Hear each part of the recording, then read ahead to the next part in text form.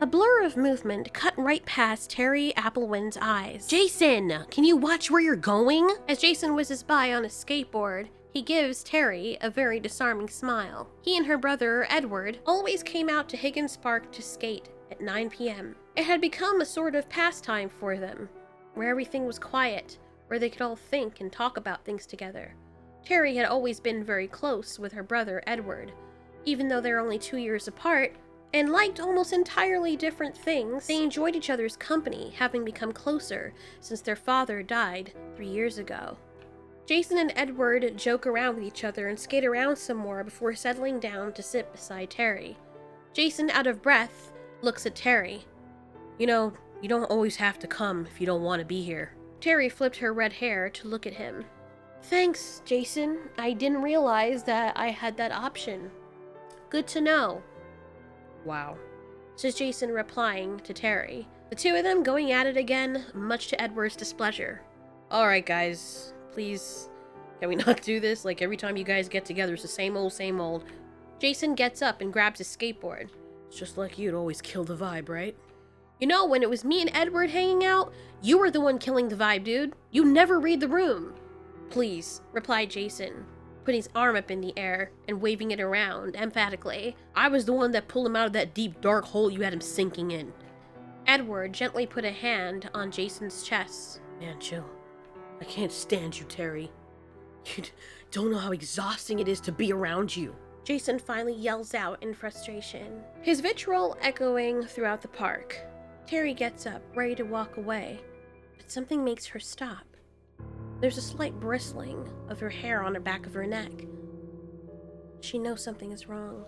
She knows something is different, but she can't pinpoint what it is. "Edward, do you feel that?" she asks her brother. "Feel what?" he says, looking around, trying to see what she's looking at. And that's when it catches her eye. Terry had seen something flicker in her periphery. She looks up to the sky. Maybe it's a shooting star or something. Jason comes towards them. "What are you looking at? Is this your way trying to get out of a conversation?" "Oh, please," says Terry, already tired of the argument. "Don't act like this is a conversation. That's just like you, not taking any accountability." Terry whirls around on Jason. "Jason, I get it. You want to make me out as the bad guy. Fine, but can you give me 5 seconds? As Terry looks towards the sky and scans the expanse of the endless night sky, she spots exactly what caught her attention. It was movement in the sky. The night sky was gorgeous where they lived. It was the one thing that she and Edward, Jason, had always appreciated, or at least her and Edward. Ed looks up with her. "What are you looking at?" "You don't see that," Terry says, her voice shuddering in total fear. Edward's face becomes white. He hadn't yet seen what his sister saw, but seeing her face look the way it did, haunted, it made chills go up his spine. He slowly turned his head from her, back up to the sky. Jason, they can hear, yelling, "What are you looking at?" "Oh my God," Edward barely breathed out, as he too felt the horror washing over his soul. The siblings watched the night sky as Jason joined them and witnessed as many beautiful stars twinkled, aware that what they were looking at was probably long since dead by now. And then, as if they were in a dream, all 3 of the friends shivered in fear as they watched the constellation of Orion's belt blink momentarily.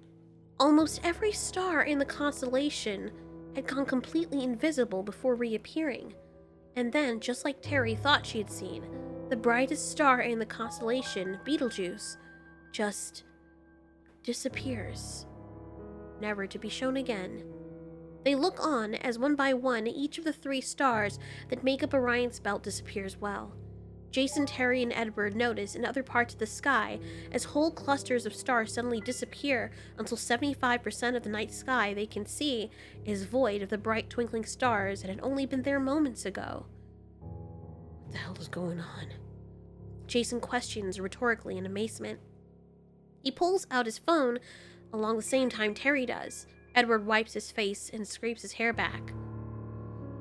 "We should get home," he says as he paces back and forth. As Terry is trying to pull up the search result on her phone to see if anyone else is experiencing this, to see if the news is covering this, she notices more stars blinking out of existence. "Here!" Terry screams out to Jason and Edward. "We're not the only ones experiencing this."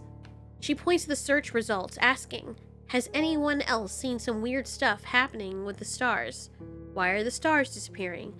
And then there were some random search questions related to these questions, such as, "My dog disappeared right in front of me. Help, I'm 9 months pregnant and my belly just went flat for no reason.